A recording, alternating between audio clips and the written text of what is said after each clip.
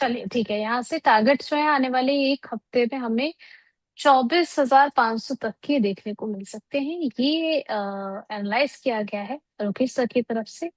आगे बढ़े उससे पहले बैंक निफ्टी को लेकर भी सर आपका एक व्यू समझना चाहेंगे हम। यहाँ पर भी जो रिकवरी आती हुई नजर आई है, आने वाले ट्रेडिंग सेशन के लिए आप यहाँ से क्या लेवल्स देख रहे जी। इसके पहले एक चीज और लास्ट कमेंट्री में और ऐड कर दूं। मैं जो बात कर रहा हूं हैं? जी। उसमें ये है, उसमें इम्पोर्टेंट चीज ये है, अ, अगर ऐसा कुछ व्यू पॉइंट नहीं आता है तो डाउन साइड रेस्ट्रिक्टेड है। 23,300 23,400 बहुत जल्दी से आप टूटेगा नहीं। तो इसी बीच में रहेगा और आपको स्टॉक स्पेसिफिक रिएक्शन तो मिलते ही रह रहे हैं, वहां पर मिलेंगे ही मिलेंगे। राइट। अब आते हैं बैंक निफ्टी में। बैंक निफ्टी अभी भी जितना स्ट्रांग नहीं है देन निफ्टी, मगर अगर शॉर्ट कवरिंग रैली आती है तो सबसे ज्यादा बैंक निफ्टी में सबसे पहले दिखेगा। अगर 500 पॉइंट हम निफ्टी में देख रहे हैं तो ऑलमोस्ट 2,000 पॉइंट हम बैंक निफ्टी में देख सकते हैं।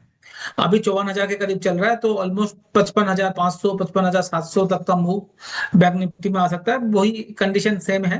डाउन साइड रिस्क प्रोटेक्टेड है बट 53,200 53,400 ये एक लेवल है जहां पर एक सपोर्ट जोन बैंक निफ्टी के लिए है। जब तक ये नहीं टूट रहा, निफ्टी में 23,300 23,200 नहीं टूट रहा है, तब तक हम नया डाउन साइड नहीं देख रहे। चलिए और ठीक है, साल का यानी कि एंड का आपको मैम टारगेट मैंने बता ही दिया था।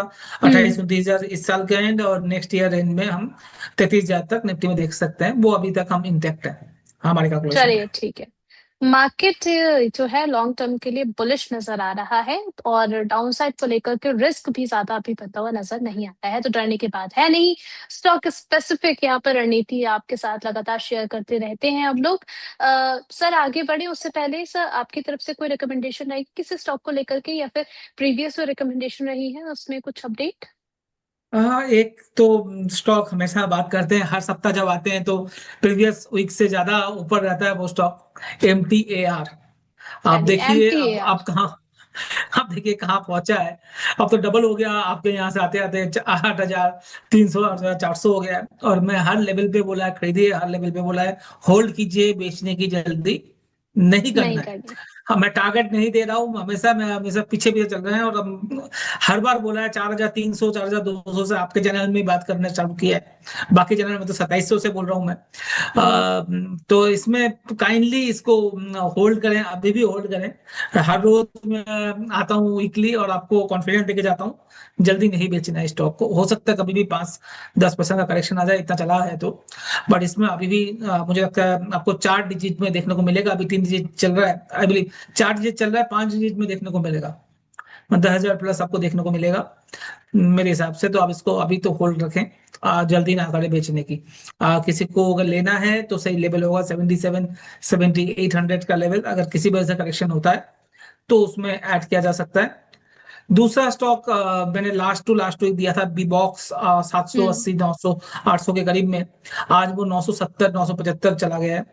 आज भी ये हम्म भी ऊपर चल रहा है और यहाँ पर भी जबरदस्त ऑलमोस्ट 30 35 40% के करीब का रिटर्न आपको बी बॉक्स में भी होते हुए दिख रहा है। तो आप वो देख सकते हैं। अब वो काफी अच्छा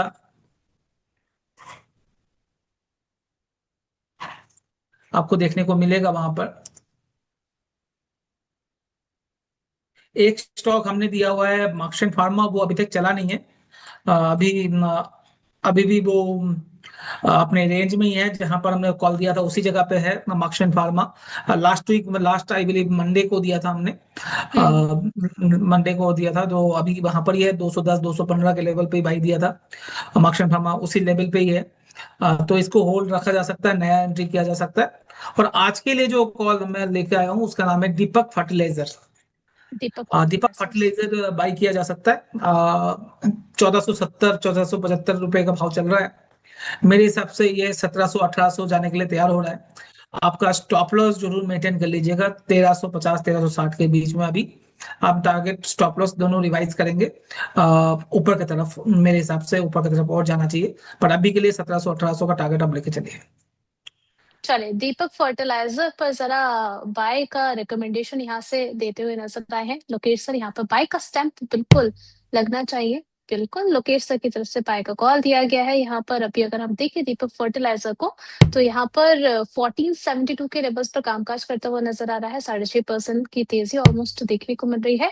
1700 टू 1800 बड़े लेवल्स यहाँ से देखने को मिल सकते हैं। स्टॉप लॉस बिल्कुल आप जो है मेंटेन करके चलिए 1350 से लेकर के 1360 का। अच्छी अपॉर्चुनिटी यहाँ पर लगातार आपके साथ शेयर की जा रही है, तो इसको प्लीज माइंडफुल होकर के डिसिप्लिन के साथ फॉलो करके चलने की सलाह दी गई है। आगे बढ़ेंगे आ, कुछ और स्टॉक्स। जी सर। मैं अभी तक हमारा 4 रिकमेंडेशन अभी चल रहा है, एमटीआर, बीबॉक्स, मक्सन एंड दीपक फर्टिलाइजर आज हम्म। ऐड करके। एक चीज और बोलना चाहूंगा, मेरे तरफ से ज्यादा रिकमेंडेशन नहीं आएंगी क्योंकि मैं जो चूज करता हूँ वो थोड़ा सा लंबे टाइम के हिसाब से होता है, तो रोज मुझे इस तरह का स्टॉक आइडेंटिफाई नहीं होता, तो वो उसी चीज को बार बार दोहराता हूँ क्योंकि दूसरे वीक में भी वो बाइंग का रेंज रहता है।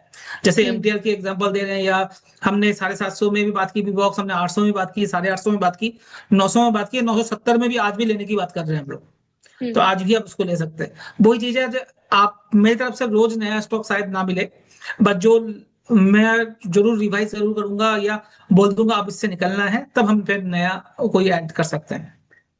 ओके सर, बी बॉक्स में एक चीज के लिए कंफर्मेशन आपसे जरूर लेना चाहूंगी मैं। बी बॉक्स में क्या अभी भी आप बाइंग की अपॉर्चुनिटी देख रहे हैं? ये एक कंफर्मेशन और चाहिए था आपसे। जी जी, बी बॉक्स में अभी भी मुझे बाइंग अपॉर्चुनिटी दिख रही है। अब जिनके पास है उनके लिए भी और जिनके पास नया लेना है उनके लिए भी 910 915 के करीब का स्टॉप लॉस जरूर मेंटेन कर ले। एक बार मैं प्राइस देख लेता हूँ। हम्म। या 950 के करीब चल रहा है, 970 से आया है, तो 910 905 के करीब का स्टॉप लॉस जरूर मेंटेन करें। अभी के लिए हमारा टारगेट 1050 1060 का है।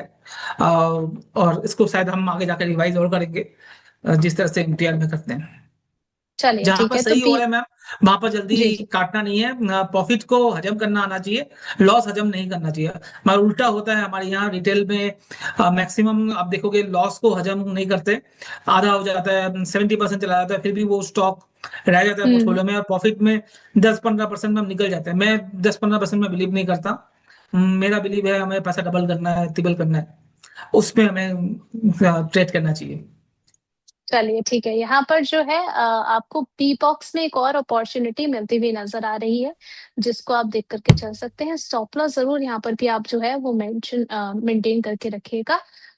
जो है 910 से लेकर के 905 तक का। पिछली बार भी सर ने रिकमेंड किया था इसको, अभी भी बाइंग जोन में बना हुआ है, तो इसको अकॉर्डिंग अपनी पोजीशन को मैनेज करके चलिए।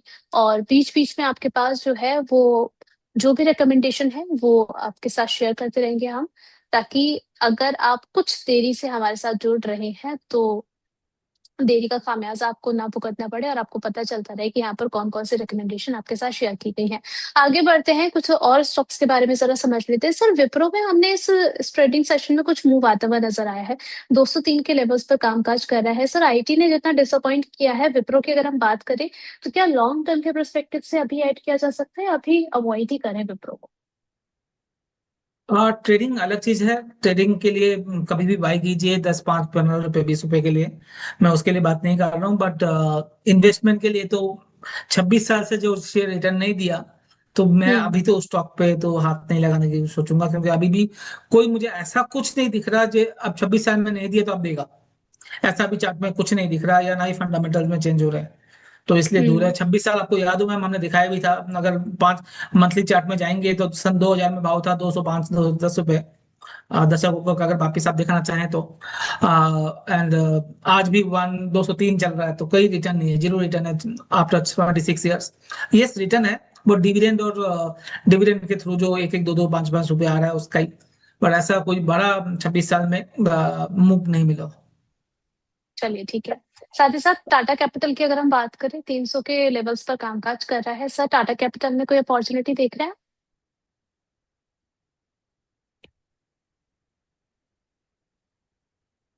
जी, अपॉर्चुनिटी दिख रही है जल्दी से निकलने की। हम्म। ठीक है।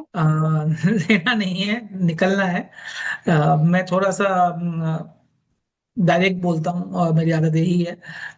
स्टार्टिंग में आपको याद हो रचित ने, जिस दिन रचित के साथ मेरा था यहाँ पर, तो जी जी उन्होंने जी बताया जी भी जी। था जे लोकेश जी तो डायरेक्ट बोल देते हैं। तो वही चीज है।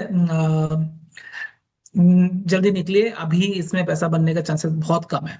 सेक्टर आइडेंटिफाई कीजिए, केमिकल सेक्टर आइडेंटिफाई कीजिए, पावर सेक्टर आइडेंटिफाई कीजिए, डिफेंस सेक्टर आइडेंटिफाई कीजिए, जिस सेक्टर में ये है कैपिटल सेक्टर से मगर दूसरी कंपनीज बहुत अच्छा कर रही है, वहां पर ध्यान दीजिए।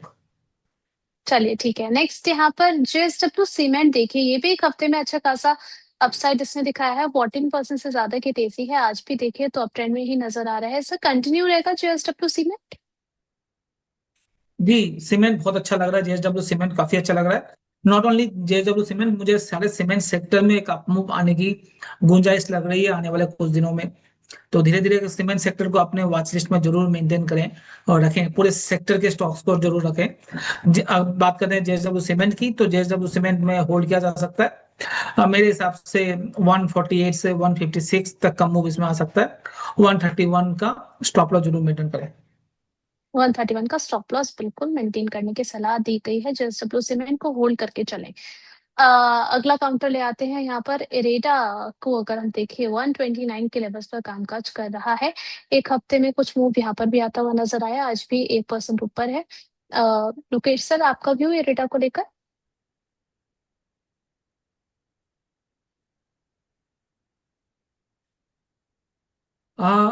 ट्रेडिंग के लिए भी ज्यादा अच्छा लग नहीं रहा। स्टॉप लॉस 128 या 127 का लगा के 134 135 के लिए कर सकते हैं, बट इन्वेस्टमेंट के लिए तो नहीं है अभी रेडा। रेलवे स्टॉक से अभी दूर है, मैं काफी दिनों से रेलवे स्टॉक से दूर दूर रहने की बात कर रहा हूँ और अभी भी वही बात कर रहा हूँ। और रेलवे सेक्टर से, आईटी सेक्टर से दूर रहे, पैसा नहीं बनेगा यहाँ पर। अभी पैसा लगाएंगे तो फंसने का चांस रहेगा, अगर पुराना है और निकल नहीं पाए हो, एवरेज ना करें एटलीस्ट। चलिए ठीक है, पैसा नहीं फंसाना है कुल मिलाकर के। अब यहाँ पर